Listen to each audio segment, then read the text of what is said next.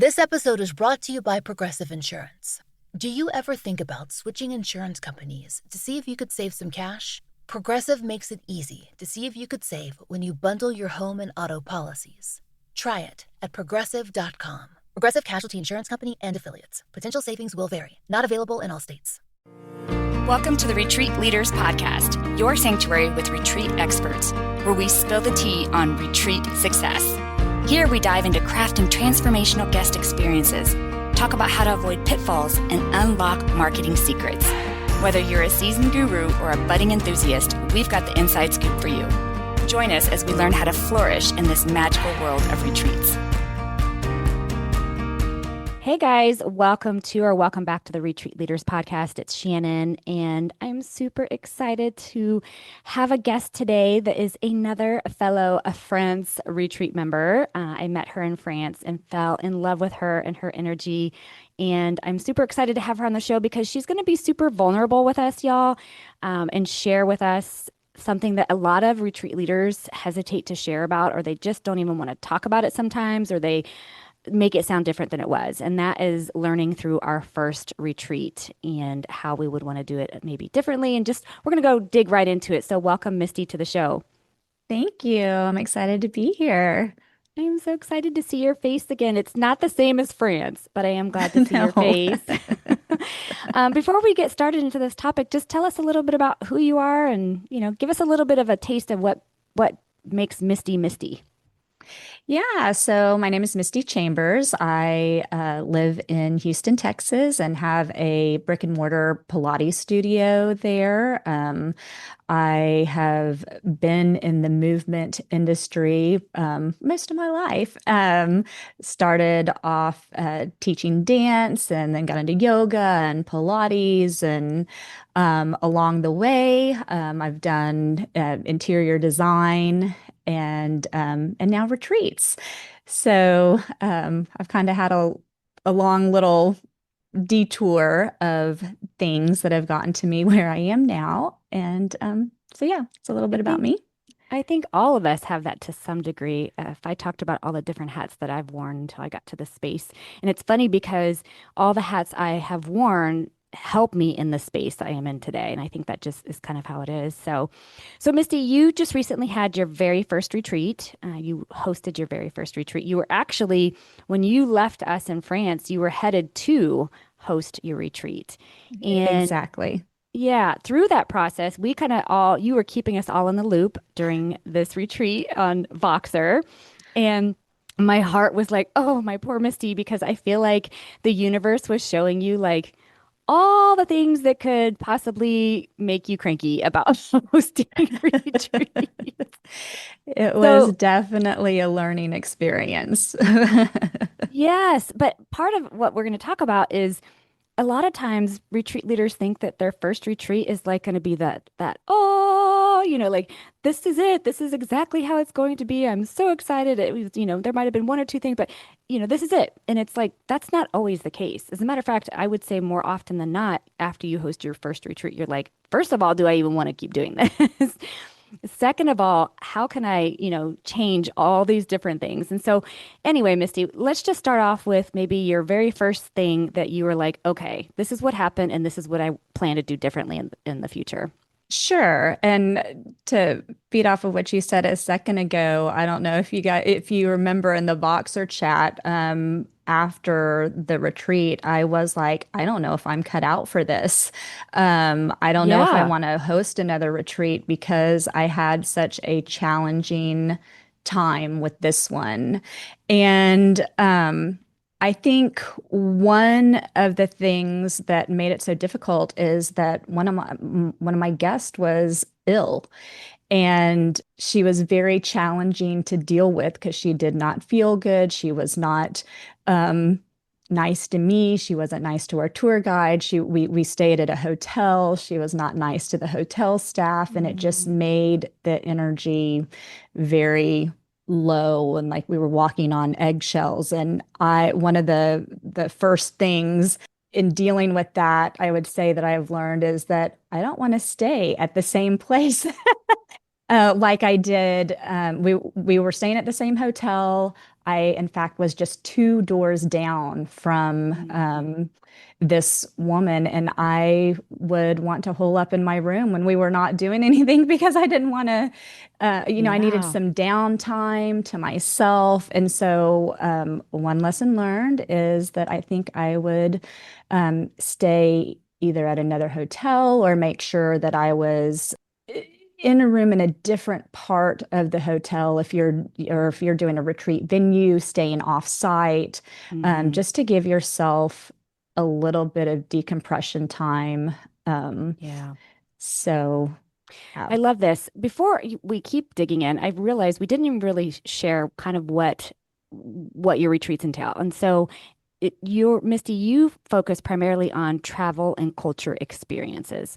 And I remember when you and I talked, I was like, "Oh my gosh, this is my jam." Like it's not a travel guide. It's like a travel guide on steroids, right? I don't even like using the word travel guide. It's an experience that you're providing, where it's got all elements of the retreat, what would be considered a retreat. It just doesn't have maybe a retreat transformation at the end so much as an immersion in this really cool place, space, and so anyway, so it includes, lots of different aspects of it, the excursions and the exploring and the meals and conversations, but it's just, it's a travel and culture immersion. So I wanted to clarify that so that way people are like, well, what were you doing in a hotel? Because not everybody does retreats in hotels. Some people do. And I also love that you said, because this is something that I talk about all the time when it comes to hosting retreats, is retreat leaders have to have a separate space. At minimum, a completely separate room, right? Because I've seen retreat leaders where they're sharing rooms and co-shared spaces like with their retreat guests, and I just do not think that's a good idea. So at minimum, you have to have a separate room. Like here on the ranch, it's a whole separate building at the back of the property. It's the retreat leader's apartment. They have their own little kitchenette even. Like it's just a space where they can kind of regroup, reset, retreat themselves so that way they can show up as their best self. So I'm really glad that you said that. And then there are retreat leaders like Erin, who we met each other through, where she even stays off site. So she might be a few houses down from the house or the venue that she's using or whatever may be the case. So she can completely decompress. And she's got someone on point like Matt, which I think Matt was her retreat coordinator, which I think was one of the points that you were going to make too, Misty, is having a retreat coordinator, right? yes, again, because I had a guest that was ill, I was having to manage her, like finding a doctor. Her husband also came. They wanted an extra room so they didn't have to sleep in the same room since she was sick. So just navigating all these different things that were unexpected. We also had to pivot the activities that we were doing. Now, I did have a tour guide that I had for 3 days during the retreat. She was local there, and she was fantastic and did help with the pivoting of the activities and stuff. But it would have been helpful had I had, some like Daisha Donzi or Matt Quinones, who I hope I said his name correctly. It sounded right. Who does this retreat coordination that can be your point of contact, who can handle all those things so that you can be fully present for your other guests and not take time away trying to juggle all these pivots. Hey, retreat leaders, pause that retreat planning for just a second because I've got something you do not want to miss. I'm headed to London this October to host a live event that's all about teaching you how to host a retreat that's not just transformational, but actually profitable. Imagine sipping tea or champagne with other like-minded leaders while mapping out your next sold-out retreat. It's happening at the gorgeous Waldorf Hilton in London. I'm spilling all the secrets, from pricing to planning, marketing to mindset, and you'll walk away with a strategy you can actually use. No fluff, no BS, just results. So head to retreatmastermindtraining.com and come join me across the pond. I'm glad. Yes, this is so important. I had Daisha on the show a few episodes ago. If you haven't listened to that episode, you got to dig into it. She's an incredible retreat coordinator. It is so critical that you have an on-point person who takes all of these things on because Misty, as you probably know and felt, every single time this person would come at you with some other thing they needed or whatever, it would just totally hit your nervous system and your whole body. And then to continue to try to hold space and stay light and joyful and excited about the experience is really hard. Where if you have a point person on site who is the one that is the first stop for everything that's needed, every issue that comes up, everything that's needed, that's their first stop. And then if they can't handle something, then yeah, they can come to you and say, hey, Misty, I'm not clear where I should go with this direction. Fine, but there should be a first stop person. So thank you for bringing that up because I think that that's so underutilized, underrated, not talked about enough. And so, yes, thank you. So lesson one was, staying away from your guests, having your own space to retreat to and, decompress and just reset. And then lesson number two is having a retreat coordinator or assistant on site to help you. What other types of lessons did you learn? So, since we were staying at a hotel and not at a retreat venue, I did not have a chef on site. So we were eating out at all of our meals at different restaurants. We had two meals that we did at the hotel. Most of the meals that we did were like the menus were the prefix menus. But on the occasions where they weren't, I found myself going over the allotted budget that I had had per person while I tried to. We were in the Champagne region, so of course there was a lot of champagne being consumed. So I would try to order a bottle to help mitigate, the different amount of glasses that might be ordered, but I couldn't predict what people were going to order for their meals. And while I tried to look at the menus ahead of time and tried to guesstimate a good budget per person, I felt like every time that we went out to eat, I was blowing my budget a little bit. So I think having an agreement with the restaurant beforehand, having a preset menu, these are the things that you can choose from, would definitely be helpful. Or, allotting a budget, like if you're having the meal at a hotel, giving a certain amount of credit towards meals. But just going out to dinner and, I was including all meals in the retreat and maybe giving some free time for them to go to dinner on their own would also be helpful.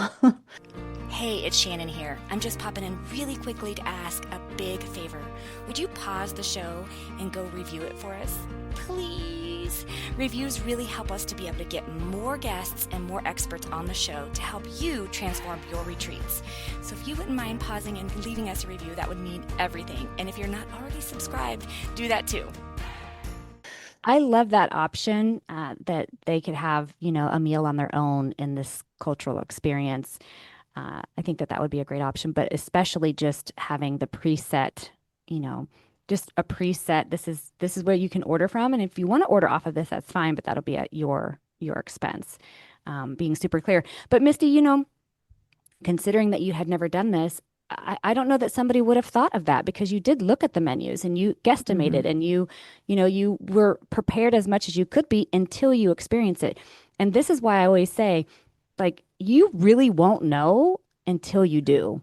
You know what I mean? Like we can plan and we can guess and we can do all the things, and that's good. That's a good start, but until you do it, like your first time doing it, that's when you'll see like, oh, my budget was a little off here, or, oh, yeah, I didn't even think about this could happen. What would I do in the future? So again, this is just another thing that, you won't know everything until you do it. And even when you do it, Misty, there's still going to be times, if you decide to do it again, there's going to be times where you're like, well, shit, I didn't think of that either, and that just happens over time as you start to accumulate these experiences and these just things that will come up and be able to plan for those things. So anyway, what else?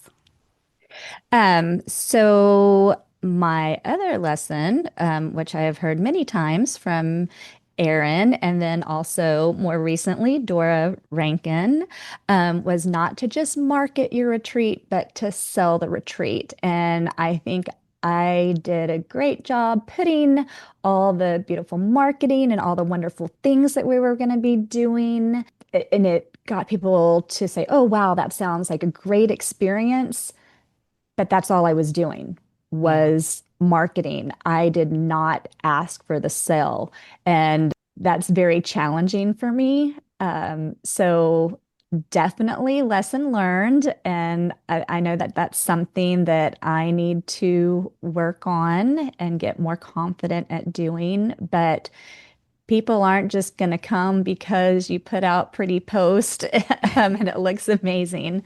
So definitely ask for the sell, you know. This is such a big one. Misty, this for retreat leaders who've been doing it for years and years, they're still not necessarily doing that part of it, which is why I'm so glad I also had Dora on the show to talk about the difference between marketing and selling. And if you are an entrepreneur, really we're all selling, but especially if you're an entrepreneur, you're also a salesperson. Like this is part of Mhm. it. And you're right, marketing isn't selling. Marketing's attracting, but it's not selling. And so I'm so proud of you for talking about that. And in general, Misty, thank you so much for being vulnerable and sharing, your lessons, but also the fact that you were super, super like upfront saying, I don't know, if I want to do this again. Like that's a real thing. And maybe you just need some time to like release some of let's just be honest, trauma of it. Right. To release some of that trauma and then get reignited with your passion and your why and what it could look like and knowing that some of the quote unquote worst has already happened, right? I mean, really, it has. And so, because I don't want you to give up, because I want to come on one of your retreats. Like you're Aw, speaking my thanks. language when it comes to travel and cultural experiences. I just think that is it's something that's so needed and it's such a beautiful thing. And not to mention that your energy is absolutely perfect for it. So I wouldn't want you to give up, Aw, but I also would want you to do it with your whole heart. So I don't know. What are oh, you thank thinking? Where are you. you at today? So now that it has been a few weeks since my return from a very challenging time, um, and have given it some more thought, I do want to continue. And in fact, I do want this to be a cultural travel experience that will be unique and Mm. fun. And I'm already looking at planning my next one. I'm hoping that it will be in New York in December, little Yay. Christmas trip. So I'm in the process of um, hopefully trying to get that together. And I've got a few other ideas in mind for 2026. So we'll stay tuned for that. So I'm not giving up yet. Good. Good. That makes me so, so happy. I really don't, and some people may just not want to stick around that long, but I really don't think you truly, truly know until your third one. And I know that sounds funny, like why the third one? Well, the first one, you're almost just like a deer in headlights. And no matter how much you work with Aaron, who's amazing, you work with Dora, who's amazing, like they gave you a good framework and they're continuing to do so. But they're not the one hosting, right? Your first one. hmm You are. And so hmm it's just like Right. that kind of deer in headlights first one. And then you were happened to be blessed with a lot of challenges in your first one. Right. So, but anyway, the first one's just like the deer in the headlights. The second one's like, okay, I'm getting traction. I figured out some things that I feel did not work. I've learned some lessons. And you're kind of like, okay, with this new mindset. But it's really like your third one that you're like, you've pretty much fine-tuned who you want to be, who you want to be there with you, what your message is, what the experience is going to feel like for you and your guests. Like it's really fine-tuned by your third one. And that's when you know, in my opinion, you're like, yes, this is what I want to do. Or you're like, nope, I want to be a guest on retreats instead instead of Oh, this. And so like I really don't feel like you know to your third one. So I'm really happy that you're going for it again. And if people want to find out about your retreats that are going to be coming up, how can they find you? so they can find me on my website, which is breatheriveroaks.com/retreats. And I figure at this point it can only go up from here. I agree, Misty. So, I agree. Listen, if we should have a whole show about all the things that we've learned. I hate saying the word wrong because it isn't wrong. It just is what it is, and it's just a learning experience. But I have had some doozies in my life, Misty, in my retreat life of guests that were in pain and lashing out, uh, physical issues of altercations. I have had some things, and so let me just tell you that that's okay. Like it really is okay. It's part of the learning experience. And it makes us so much better at what we do. It makes us so much better at holding space. And it is so true. It can only go up from this one, Misty, because you did have quite a few challenges, but I'm so proud of you. I'm so proud of you for keeping your head up through it all. You were texting us and you were super receptive. And honestly, at the end of the day, you have such a beautiful heart. So I'm really, really glad that you're going to continue doing this. thank you, Shannon. Yes, I'm so excited. So all of her information will be in the show notes. Please go give Misty some love. Check out her retreats, but if anything, just give her some love and encouragement because we've all been there in our lives or careers where we're like, is this what I want to do? Am I in the right space? And so it just feels good to be supported and loved. So Misty, I'm so proud of you and I can't wait to see what you create. Thanks, Shannon. Thanks for having me. Thanks for listening to the Retreat Leaders Podcast. Learn more at www.theretreatranch.com. See you next time.